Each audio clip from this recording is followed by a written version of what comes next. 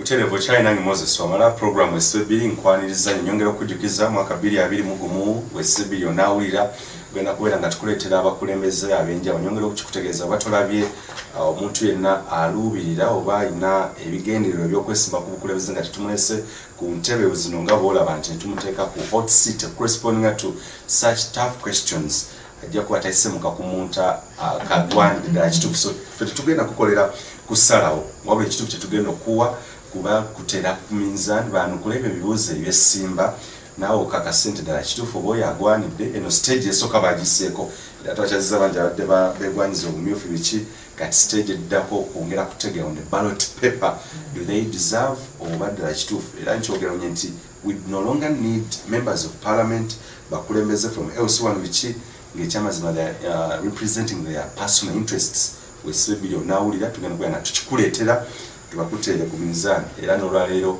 ngenda kwongera okutandika ddala okwogendera ddala maaso teeka Honorable Margaret Ziwa with due respect nga sibizza maaso naye okutegeera Nakawa West biki byagenda okubeera ng'aleeta obukulembeze obw'enjawulo nakugaa nti I ask truthful questions to those in power plus those ones eyeing the letter. So benjagala ddala naye mu kitundu kino atunnyonnyola.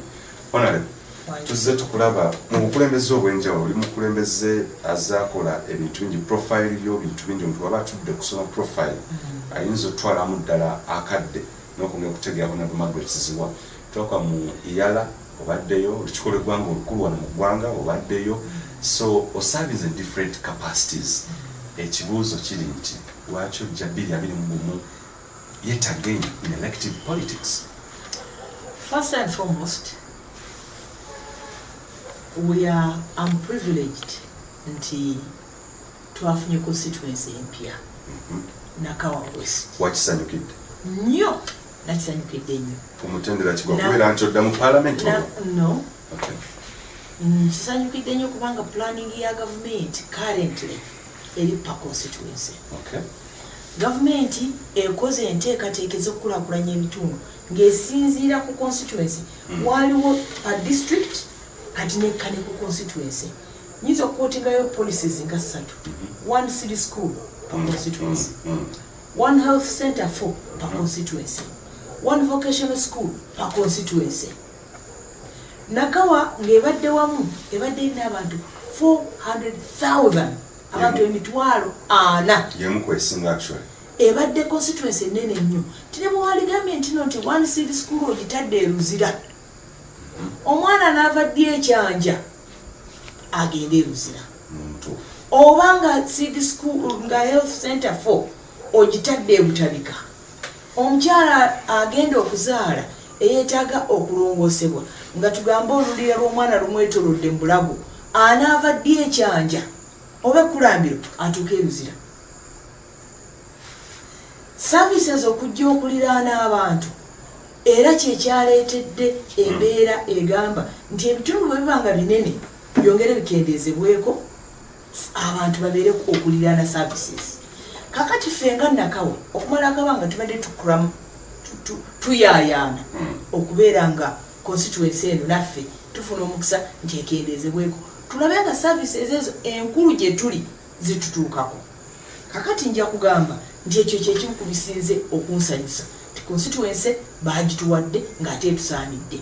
Tuli so populated omuluka guno bw'oka ogw'ennaggulu tumwensula gulimu abantu abasukka mu 4,000 over 40,000 people basula mu muluka guno so ng'ate n'omuluka tugambe nga bukoto 2 gulimu abantu abasukka mu 3,000 bw'otunula mu zooni zinga zimulimira bw'otunula mu zooni zinga zisempijja bw'otunula mu zooni nga zisemwogerere so nga ne zooni zinga bbanda zirimu abantu abasukka mitwalo 600 so bano bantu bangi nnyo okubatwala ku face value nti kati kababaleke nga bwe bali n'olwekyo twafunye omukisa guno gwa constituency. Ekyokubiri, it is my constituency, this is my residence bano weensula kati lwaki niiza abeegindi bajje babeere nga bwe bajja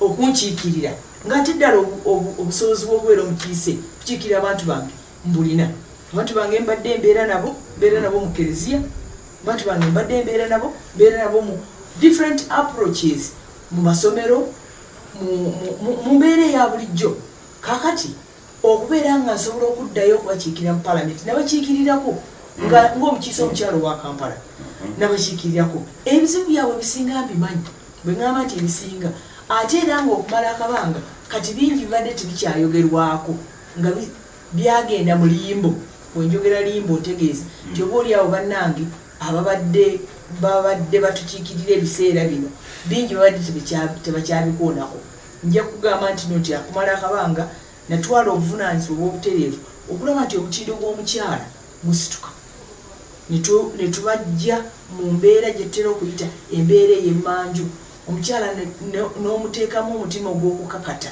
n'omugaa nti osobola emikono gino ebiri Katonda gye yakuwa gisobola bw'oba ng'ogigaseeko obwongo n'obumalirivu n'okolerera abaana n'okolerera amakaago abakyala batandika okukola obubizinesi obungi obutono bwotera okulaba obubeezaawo amaka amangi eyo gye twasimbuka ne tutandika okulaba nti ne ssente ezikola tuzijjawa ne tutandika okweterekera nga bwe twewola tukola niigiina kati omukyala n'afuna financial empowerment n'afuna n'omukisa okubeera nga takyatya ssente bwe ŋŋamba okutya ssente kigambo kyangu okuwulira naye ng'ate siki oli wamugamba nga ali ntukuwa $5,000,000 maama sente mpiti nzikolere ki olwaleero mukyalo omugaa nti bannange twafunyeyo $10,000,000 tezimala bapeeyo 2 that level omukyalo okutuuka ku level eyo era obalaba bakoze emirimu yalina atunda amata ku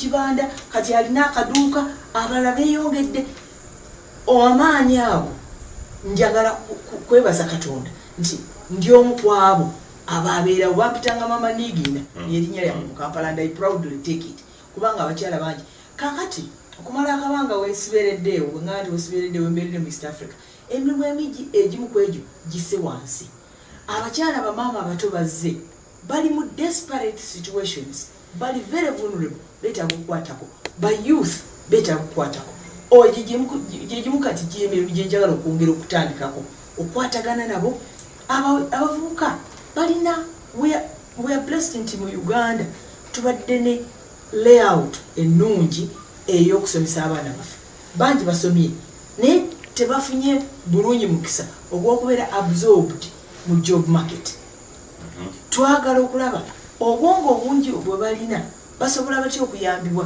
through innovation ne basobola okwetandikirawo emirimu kiki kye tusobola okubakolera oba programs za gavumenti eziteekeddwawo ennyingi zibatuukako zitya nyinza okwongerako programs nyingi nnyo kati egyowulidde empowering the ghetto youth is a program ya government eya youth livelihood project YLP is a government project eya NADS is a government project eya CDD is a government project ezo zonna gye ziri naye bwe watolina mukulembeze mulungi asobola okuzisongako asobola okukukunga n'okutegeka omwana okuwandika obuwandiisi obulungi project proposal ye kiyinza okumusobozesa oba obutamusobozesa kufuna ssente ezo bw'abanga akola Rolex ne chapati nga project gy'akola alina okubeera nga alina okuwandika nti nkozesa lwaki project eno eri wano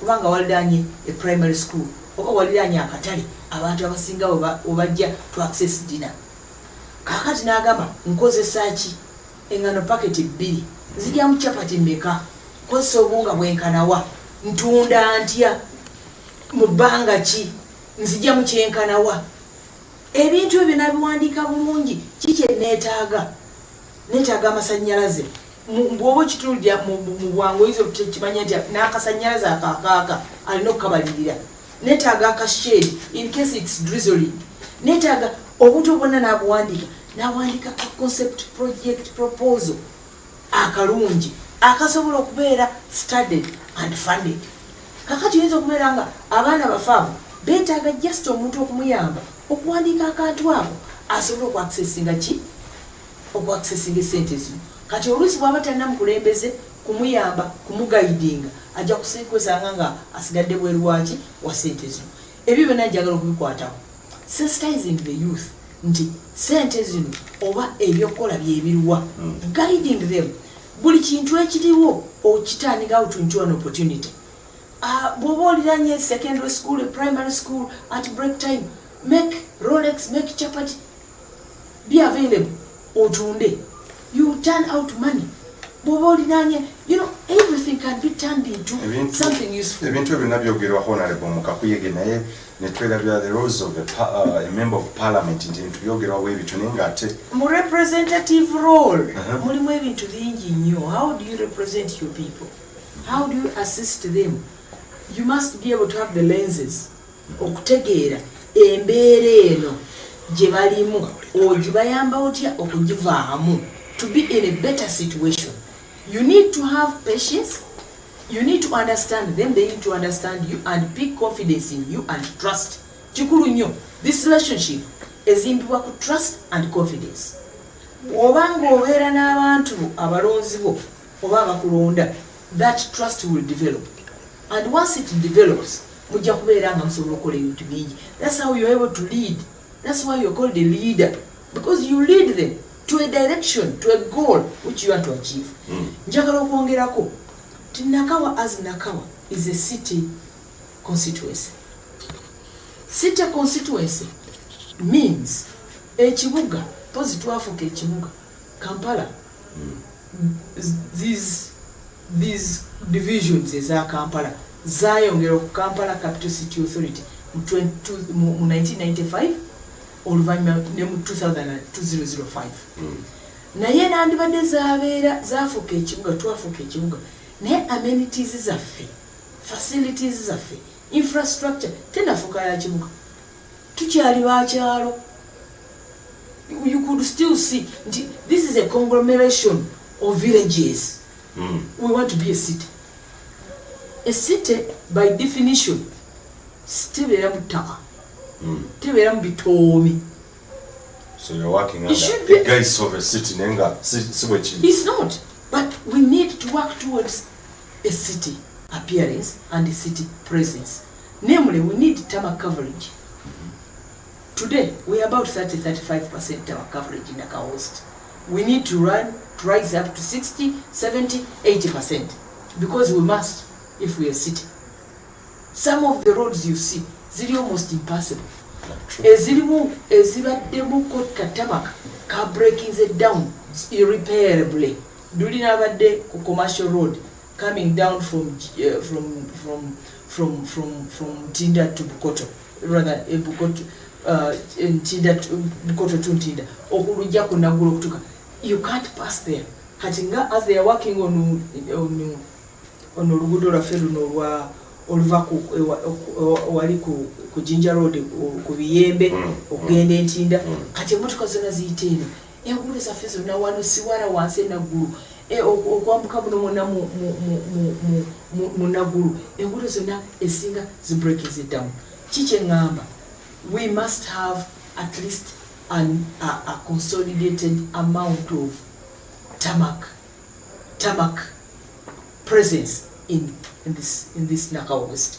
Lwaki kubanga we are city.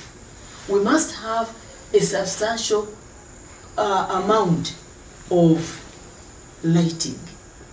Lighting is part of the city. If you got you in darkness, you just look at those New Yorks, look at the Singapore, look at echibuga, matala, tarmac, utility. Tetwaligenze mu nzizi zaffe zino eziri wali ekaba wali wansi webekera abayindi. Kusinayo mazzi. Untayinza okuwulira nga gwayingirira kati Kampala Capital City Authority. How are you going to make those things happen? Okufuula Nakawa West a city, actually, a true city. Obuvunaanyizibwa bwo obwokubiri is appropriation. Appropriation kwe kulaba nti ebudget y'eggwanga nze nfunyeeko kyenkanawa ewaffe. N'olwekyo bino byonna byenjogera birina okubeera appropriated okuva mu gavumenti eyawakati. City Council oluvannyuma n'eryoka efuna ensimbi zino.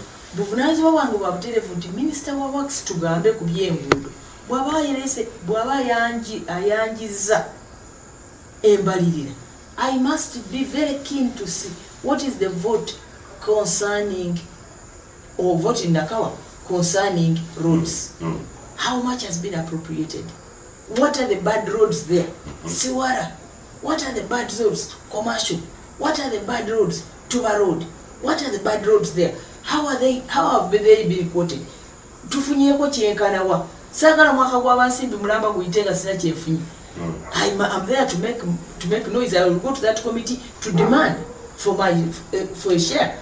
And this being a new constituency, it really requires somebody to be there okukyogerera. Olusintera okuwa examples ezimu zisagala obuli awo quoting one. Nenyinza okuzogera. Waliwo constituency ezimu waliwo ewamufe mukyalo eyo ebukomero. Okumala ebbanga gwanvu. Okumala ebbanga gwanvu. Twaffe nga amasanyalaze tetugolabanga. N'ebiseera bino twalonayo omubaka oyo mukyalo eyo n'abeera chairperson wa committee y'amasanyalaze. Era ebiseera bino ku rural electrification twafunye amasanyalaze. Kikyeŋŋamba lobbying.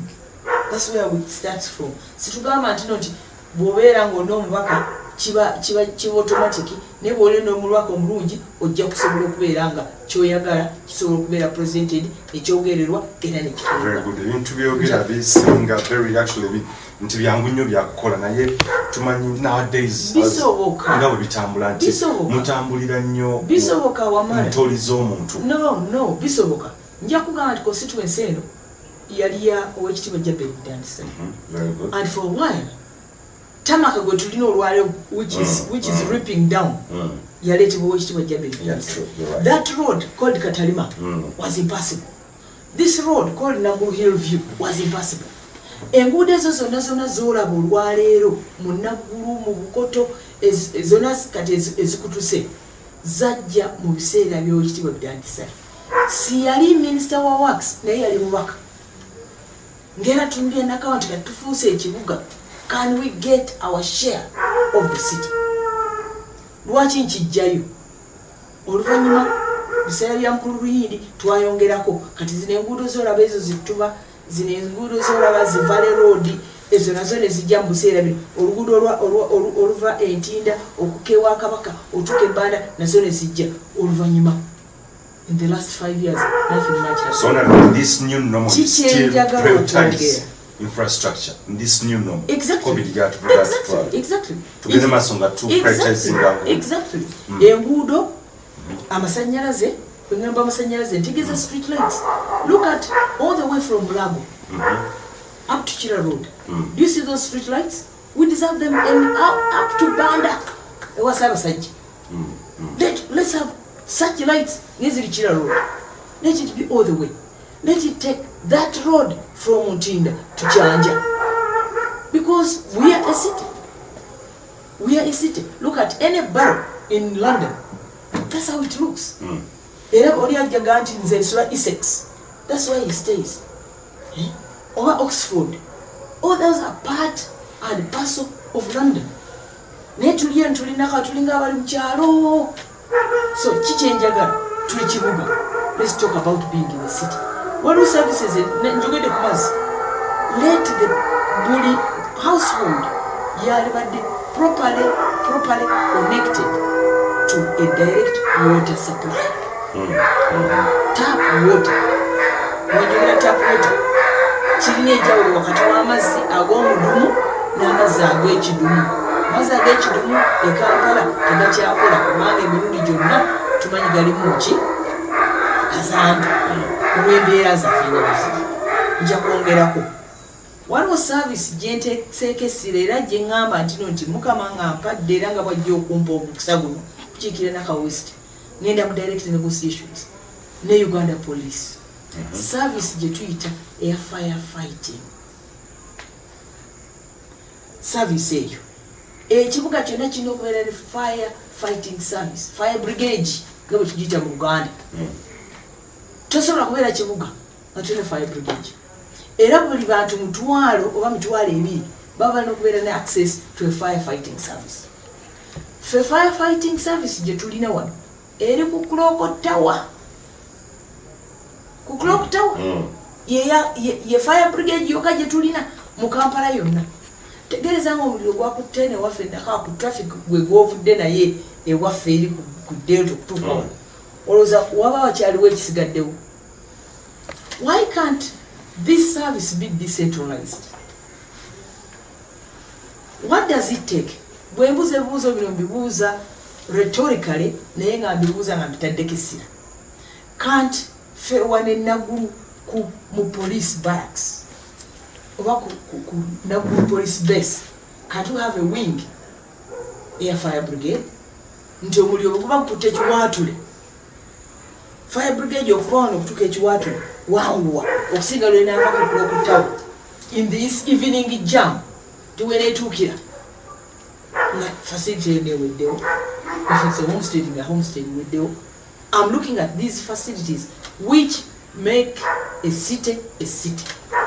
They must be extended to Nakawa, and it is going to be my responsibility as we are putting our feet firm on the ground to make national Atlantic footprint. Egamba nti this is Nakawa West, it's a constituency in the city. Big good schools, we need them. When I talk about big good schools, people drive all the way from here bagere ku Aga Khan. Omwana azuka saa 10 ez'okumakya oba mwenda asobola okubeera nga by 5 or 6 asaze jam. You just need to mobilize the people locally. Can't we get land? And this land these days is not donating up donating. People buy it. And Aga Khan Foundation buys this land.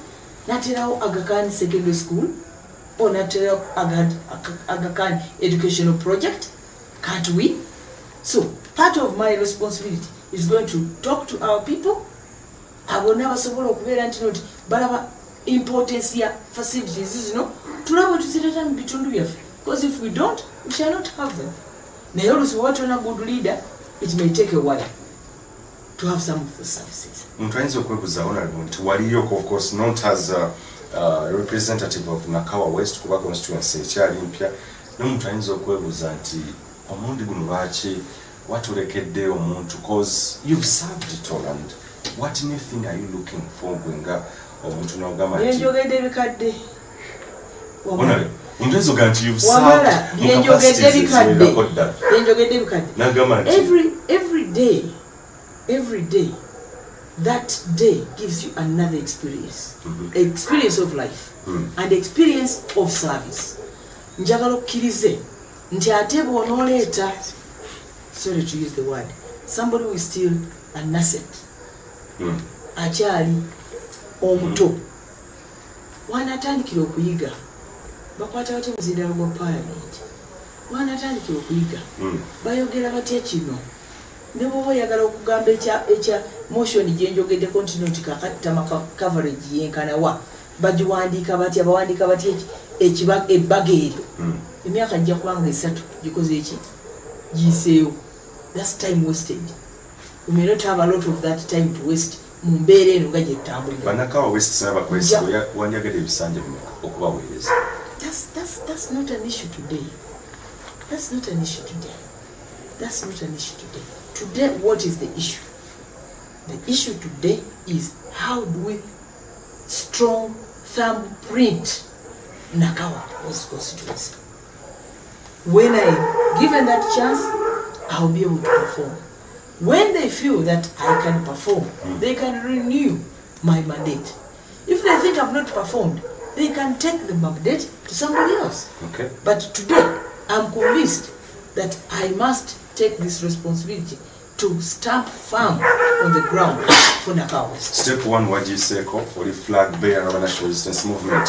Step yokuyantu gye bagamba nti the wave eriwo ya NUP People Power ogisima tukote wese bili ekomawo ekitundu ekisembayo okwongera okutegeera Nakawa West. Of course bangi nnyo abazze bagyegwanyiza era bakkiriza ddala kituufu they can take on the mantle of representing the people, naye ani agwanidde okubeera nga aleeta enkyukakyuka ddala kituufu ey'omuggundu mu constituency empya. Nze Moses Wamala katukomemu mwekennyini abantu mujja kusalawo eddala kituufu ekigwanira nzikiza program esiba ebbiri abakulembeze abanajja 221 ojja kubeera nga togenze kulonda sukaali, kulonda sabuni oba kinaye londa ensonga ekiddamu londa nsonga era wuliriza nnyo abantu ab'enjawulo benkuleetera. Margaret Ziwa honorable ajjanga of course MP wa Nakawa West ekyali mpya era katwedde flag bearers agwanidde okufeesinga ebibuuzo bino mu Nakawa West. Aba NUP People Power bayitirivu nnyo era waliwo stories zetuze tukuba nti balekedde oli Nakawa East batono nnyo abaliyo naye no kiki lwaki what's the new thing simanyi zone kigwendo kikubuuza kukuyiikiriza kiki nedda dembe lyabwe era kyekirungi ennyo so tebayigiriza Honorable Margaret nedda dembe lyabwe okujja okwesimbawo ate ekirungi nnyo eri abalonzi abalonzi babawe varayate okulaba ti bano bonna bonna abazi ddala ani asaanidde ndowooza you're not going to of course to those of playing your own trumpet. Why Margaret is worth for Nakawa West? No, this is my home. This is my home. You're in Nakawa West right now. This is my home. So I think I can best represent myself and my people. Full stop. I am convinced. Okay. I am convinced that I can best represent my people. Kubanga manye bibaruma, manye bibakwatako, manye bibagala, manye bisobola okubatwala mu maaso. People power effect ojulira keno wansi oba tekwa affecting bantu bagamba kasukali abaana baleeta ne kanogera ddala nti tekwata nako kayinza okunyenya nawe notayinza mu parliament ate nze saagala nnyo naku pessimism no saagala kuddayo eyo tugenda tetutambula mpolampola February 21 ajja kutuuka ojja kulaba ekinavaayo and I'll just tell it to you in confidence ojja kulaba ekinavaayo abantu bamanyi kye baagala ekyokubiri constituency eno naye bagiraba nabo baali agadde to take the best saagala kwogera ku profile yange naye ogimanyi Margaret nantongozibwa parliament ey'omukaaga ne parliament ey'omusanvu I was voted the best woman MP. Remember? Recall that? And I've exactly. To okufuka best woman MP. You don't get it. So tunachuka kubera nti ki owa age emyaka yona nyine omutufu agenda okoma. Ate the older the better. The older the better. Kubanga kati ndi even wiser. Wanje? I'm even wiser. You want to hear that? I'll say it again. I'm even wiser. Kubanga nyongedde okulaba.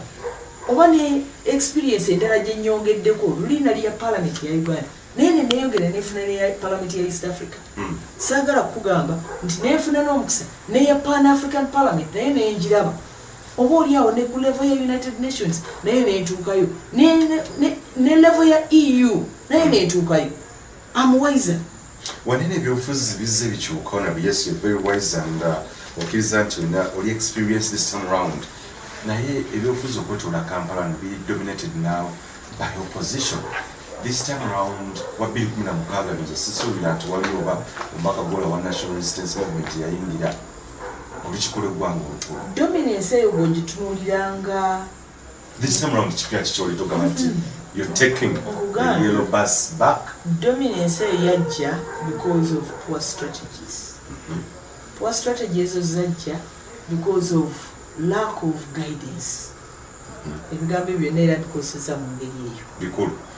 Twafunako omukisa nti abantu bwe baweebwa nti buli omu ajje bangi baagala okujja. Ate abamu ne beetunuulira nti nabo basobola ng'era buli omu bw'ayinza okukiwulira. Ate bagenda okubeera mu kamyufu ne batamanya nti toli mu kamyufu kubanga olina okubeera is do or die. Naye oli mu kamyufu kubanga oyagala okulondebwako asingako. Kakati oluusi bwabeerawo oba oliawo kyendowooza nti waliwo misjudgment omu nalowooza nti nti kakati oba oli tagenze nange oba oli agenze nga zisigenze nja kujjanga independent. Already you are dividing the votes. Bano aba NRM abamu bajja kuwoona n'aba NRM abalala bawooli. Meanwhile bali abaleese candidate omu babayiteko. This happened here in Kampala in 1996.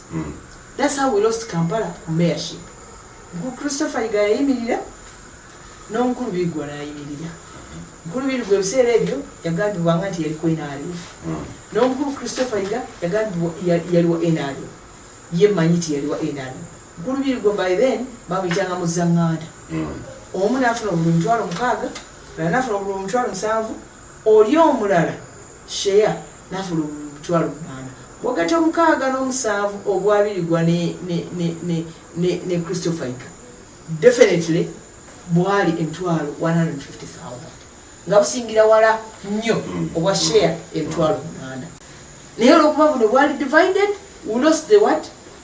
We lost the constituency, we lost the seat eyewa mayor wa Kampala. Kuno strategies ozirina ezikuleta mpala? Yes. Okay. Why? Nakugambye nti bw'obanga ogenze mu kalulu n'okavaamu, bw'oba omuwanguzi one of your first strategy, extend an olive hand. That is very important. Sijja kuddaawo kukramalinga nga bw'obadde ogezaako petition biki. No. Njagala okubagamba mujje twegatte. Bw'obanga ddala olina goal, ng'emu ku goal gye njagala okubeera nga I drum nti let Nakawa West constituency ekome mu NRM. Very good. Bw'eneekoma mu NRM, tujja kubeera directly connected to those government programs nga tuzi advocating for directly, nga tuzi demanding for directly, not just to negate buli kireetebwa. Era byera mutebifuna, ebyo byera mutebikola. Meanwhile, ogamba nti tebifuna ng'ate gwe obenefitinga directly right from the salary to all the other amenities. Ozifuna ng'omubaka. Now wenyini nandibadde oli mu position, oli mu government, but you are negating buli program ereeteddwa abantu bwe batagifuna. Really, that's cheating. Omuntu ayinza okwebuuza wano ogenda ku changing otya the rhetoric oba ensonga kati eriwo nti abakabina ne tuze tubalaba nti ensangi ezisinga ddala okuyisa ebiteeso ebimu ebiyinza okubeera ebyenkiza ennyo basooka kuweebwayo kasimbi. State House ne bagenda NRM caucus ne batuula ogenda obiwulira mu corridors of politics nti bayisiza ekyo after getting money. Osubira mu parliament erimu magwetizibwa 2021 kyalikyuse kiti. There is a lot of misrepresentation bingi. Misrepresentation ejjeetya. Bwabaawo a critical matter mu parliament kikkirizibwa ababaka to go and consult. Arrangement ebeera outside the regular schedule of going to the constituencies. Tugambe oyinza okwesanga nga the speaker alina okwadjaninga house abantu bagende baconsulting issue.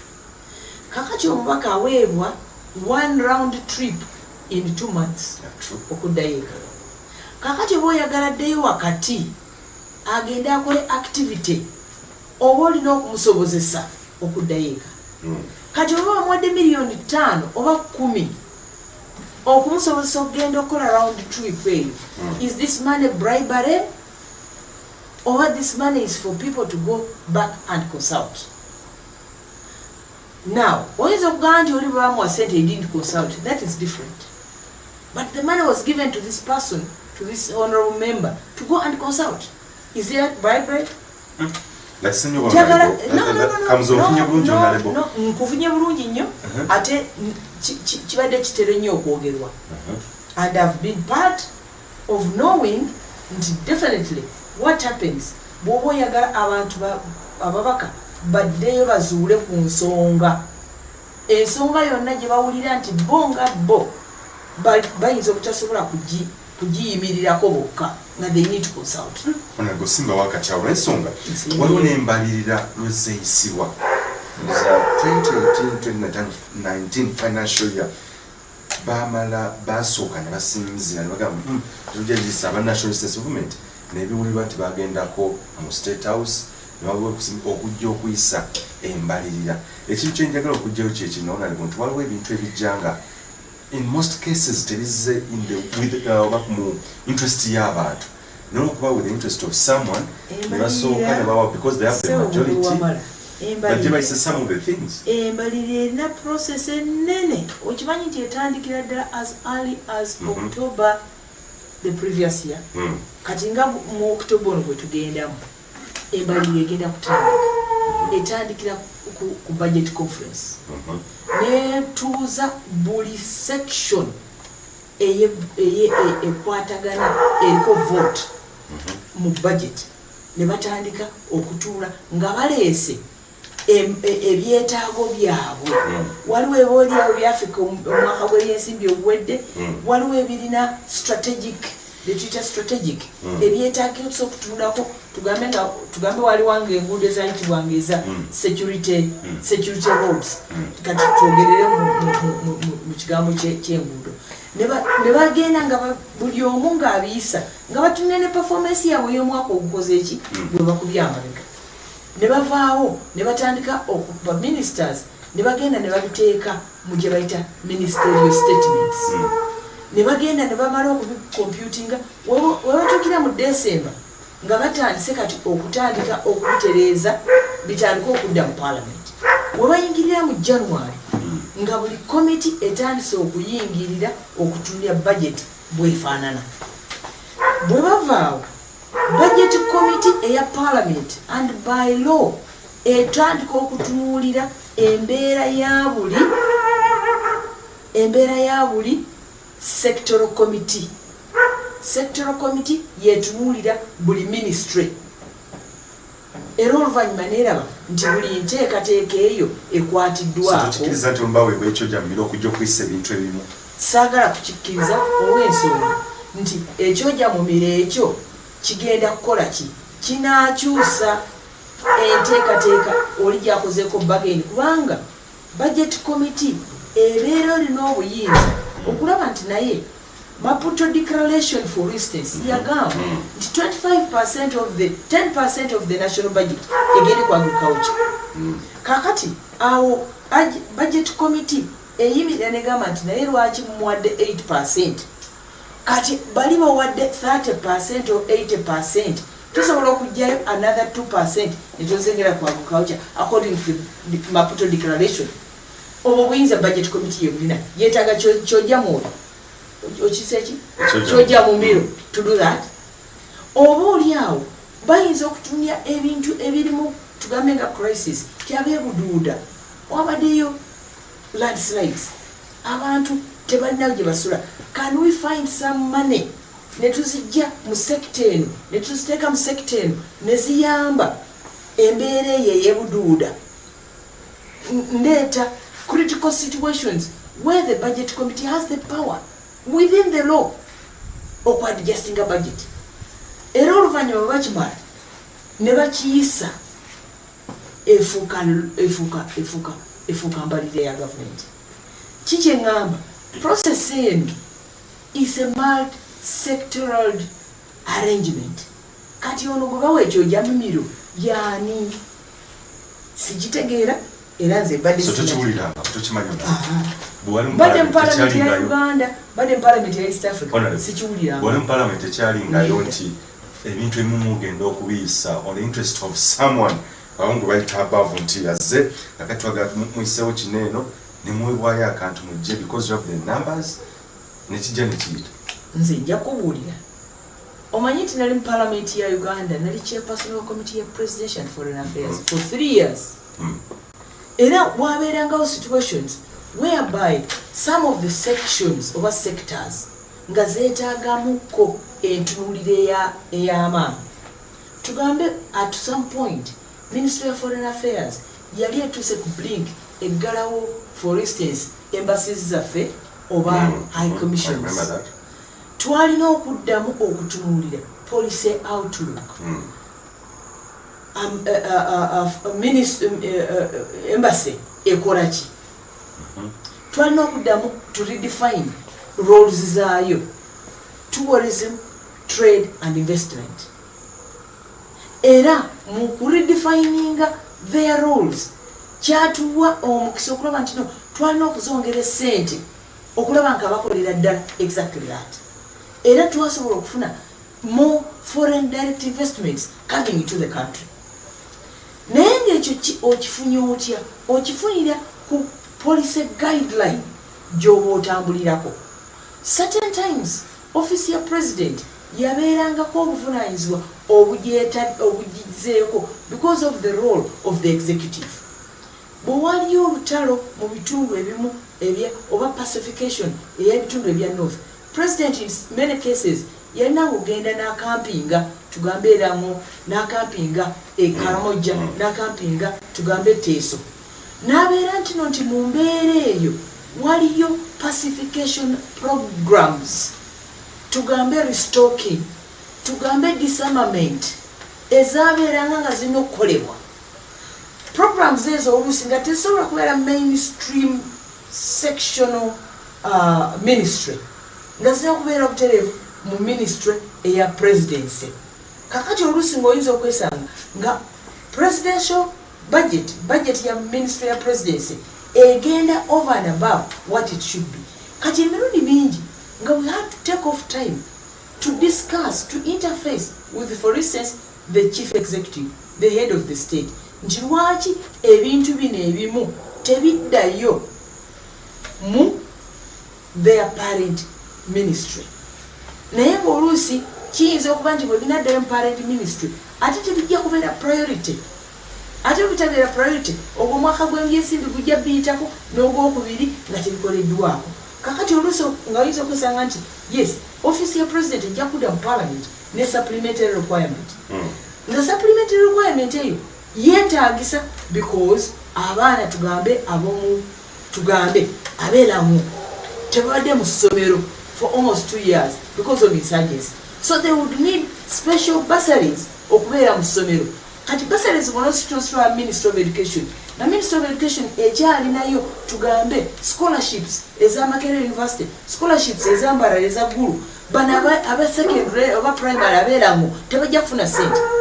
So you would look at it from the perspective tibano kabasigale mu special package or special arrangement eya office of the president nga bursaries basobola okubeera mu ssomero. So that is basically what happens, and you negotiate about it and you lobby about it. Oluvanyuma ekyo abaka bano bamala okukimatira then ne bakuwa approve. Olobudde onale wa twali tutandika bagambye nti oli musanyufu okubeera nga Nakawa West yatondeddwamu waliwo ekitalabwangako and ndowooza kisetinze the record straight mu kalulu gye tubadde tulaga mu maaso constituencies, counties, cities zikuyeetiddwa. Tewaliwo ekyali kibadde oluza mu kalulu benzetegera ebyobufuzi okukola nti omuwendo gwa constituencies, counties, cities ezijja zimerukawo nga twogenda okutuukira akalulu. Onaanza okwebuuza kuno kwongera kwenywereza mu buyinza oba service delivery? Ezo constituencies zino bwe zitondeddwawo ziragibwawo era zisigala nga zijja kubeera constituencies. Kiki eŋŋamba nyanukula ky'obuuzizza kusookera ddala nja kugamba nti ki ekireetera constituencies okuteekebwawo kiri defined mu constitution. Population quota. Population quota ng'ogigyeko new gazetted districts over municipalities over townships over city. It's a fact and for a whole process of 40 years tubadde tunafunayo kibuga kirala. Naye nga process eyo ebaddemu enkola eyo ebaddemu process era okumala ebbanga bwe twali tuyisa etteeka lya Kampala Capital City Authority baatuuka n'okugamba nti lwaki si city Capital City Authority so si Kampala Capital City Authority. Naye as of that time ekibuga ekyalo kyali Kampala.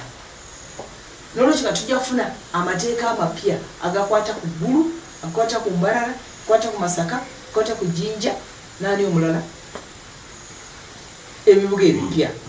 Naye nga okubikola tebikoleddwa lwa kubeera nga twagala kunyweza NRM buyinza. Naye ebibuga bino biqualifies ebikuze bituuse okubeera ebibuga by age, by infrastructure, by regional requirement, ate era by the spirit eyokuza services. Why nga tugenda mu kalulu? It has been a process. Kubanga this is at the time when omanyi obuvunanyizibwa buli sectorized.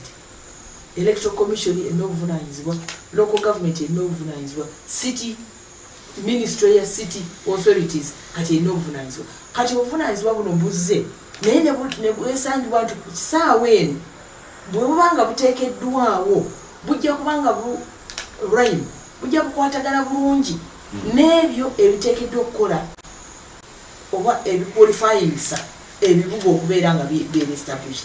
Nolwekyo njagala okugamba nti there has never been a better time than when an incident, or rather when an issue has been solved. Oluusi oyinza ogamba nti tulindeko, yensonga lwaki era n'ebibuga bino nandibadde ebirala byayisiddwa bigenda kubeera phased. Entebbe will not peak today, will peak after a year or after 2 years. Ebirala byatandikiddewo so that they are able to grow. Likewise, olaba nti ne bwe twagenda mu decentralization, not all districts were decentralized at a go. Twasooka 13 oluvannyuma n'ebirala ebigenda nga bikola ki babeera added. So the world is transforming for better service delivery.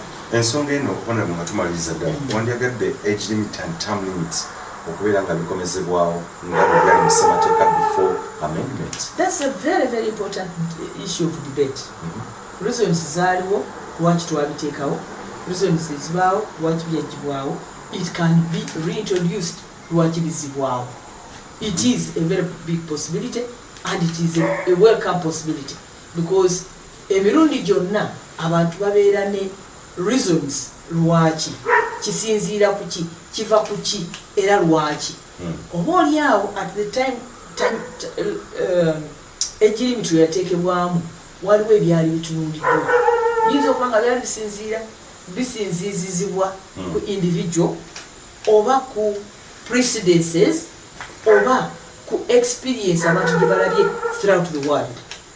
Ate oba oliawo after now coming to 20 years batandise okulaba, does a person of 75 years or 78 years, can he effectively serve? I don't want to quote the US situation, but there we are at you to know the bidden vis-a-vis Trump. And these are the potential candidates. I'm bringing it on board and I said, let's have a debate. Okay. Let's have a debate over it. But every time, the life expectancy was 47 years. Today, the life expectancy is 64, 67. Do you think the arguments are still the same? When I say that, you see where I'm coming from. So, that time, the life expectancy was 47. This time, the life expectancy is 67. So we may need to go back to the drawing board and have a new debate. I think you get where I'm coming from. And many other factors. That's why I say it's a very good debate. Let's have it.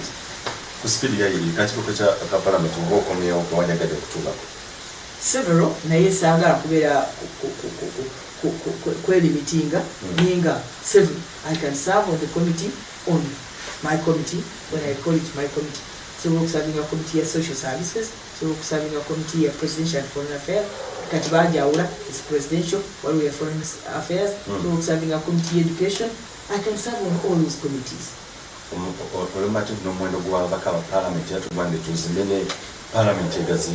Definitely, and I'm proud to be part of the parliamentary commission again that to go into the negotiations to get the bigger chamber. I was in Japan. Yes. Taxpayer. No. This is a 45 million people population. Tukyasaanye okubeera ne chamber eyabeera n'abantu aba 9 million. That chamber where we sit right now was built in 1960. So parliament yazimbibwa nga population yaffe ya Uganda eri abantu million 9. Today tuli abantu 45 million 45. So wetuka mu million katugezo oba million 10. Okiraba nti ne chamber y'Ebungereza y'abantu 6. Kusinzira ku million 6 y'abantu 6. Sagala kukotinga ya Singapore, sagala kukotinga ya many other places. So the bigger the population, either you raise the representation quota, abasara ne babeera ne chambers bit. Tukiana chamber ki, tukiana chamber. We are still in camel. I think we need to be by camel and we need to have a bigger chamber, a lower house and an upper house. sibula badde bakulaba onalo neyanze bannaffe abatulaga era tusanyuse nti mutwegaseeko wano ku Delta TV kyembasaba nti bannanga bannanakawa west njagala mwebale njagala munywere tusobole okubeera nti Nakawa West eno tugisigaza nga eri connected butereevu mu NRM tusobole okulaba nti ebirimba NRM byetegekera abantu baayo ffe tuba tubifunako obutereevu neyanzege ate era tusaba Omukama Katonda atuwa amaanyi atuwa obulamu come February 2021 Nakawa West yaffe. Very good. Ye mubaka of course Margaret Nantongo Ziwa yaliko mubaka wa EAL mu ngalichiki y'eggwanga Uganda era kati alubira kutwala of course Nakawa West mu kikolo gwanga olukulu nga yakikiikirira ebisingo biwulidde tujja kulaba tumukomera bingi nnyo binyaga okugenda okwenajinga debate mu nsonga ya the August House bingi nnyo the quantity versus the quality bintu omuntu okwogera okutegeera oba even omuwendo ddala kituufu buyamba bannansi oba ate waliwo badini y'amaanyi ate 12 abankumi tujja kuba tukwate lunaku lujja kuba lwankya ku makya gennyini ku program goloka tukole n'okwongera okutegeera ensonga ezinjalo zigenda mu maaso mu ggwanga wesebe tujja kuddamu okukwata lunaku kujja kubeera lwakutaano ne tourism ambassador Edilisa Musuuza oba Eddie Kenzo okutegeera ensonga ezenjalo zagenda naye okubeera ng'akola ng'ate ambassador w'eggwanga mu byobulamuzi sigala ku Delta TV kwatagane ku makya Ssaabasajja Kabaka Wangala.